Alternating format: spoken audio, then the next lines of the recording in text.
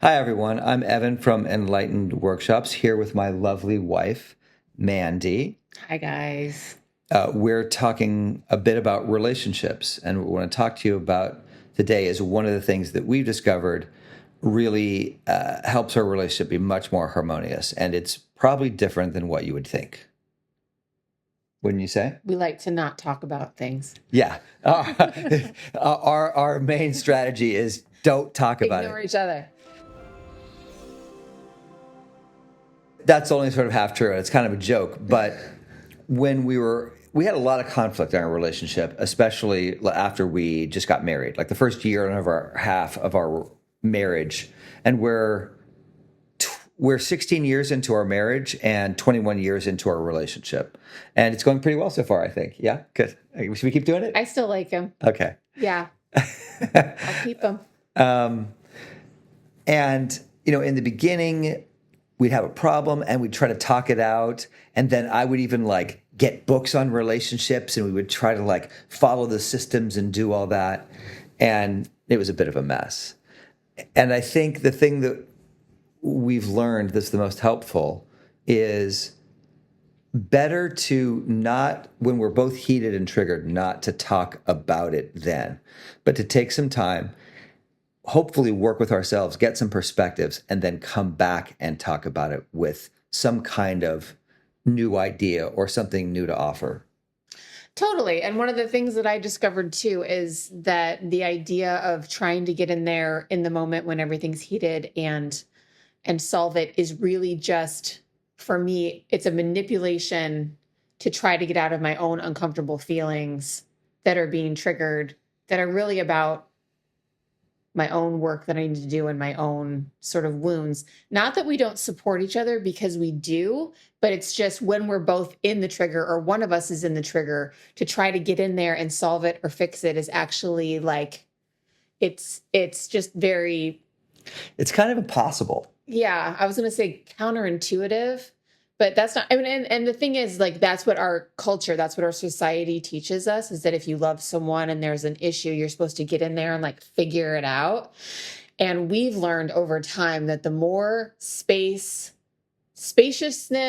and the more we give each other the dignity to have our own experience, there's just so much less conflict. And then we end up having like really juicy, lovely talks when the trigger is gone. And then we sort of like talk about what happened in a way that we're both owning our own part.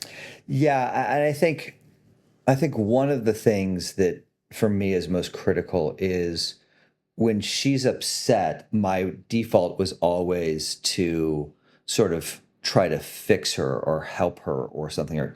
But really, it's like none of us wants to feel, and I didn't want to feel. And so her feeling uncomfortable, I'm trying to stop her feelings so that I'm not feeling uncomfortable.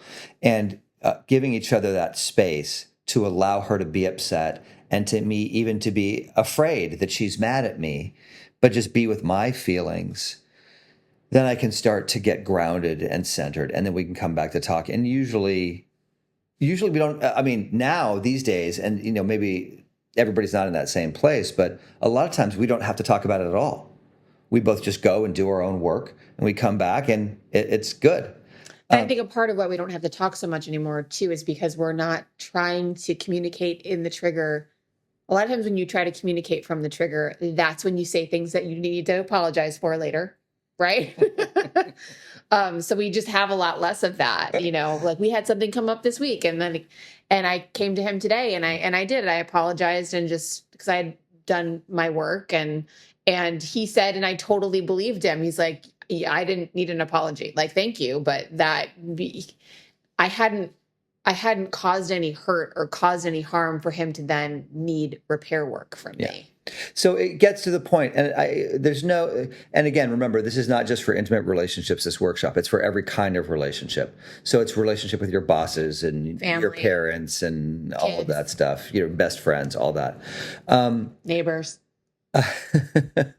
Small pets, Large pets. large pets. Well, now I tell you, I forgot what I was going to say. Oh, Anyway, you get the idea.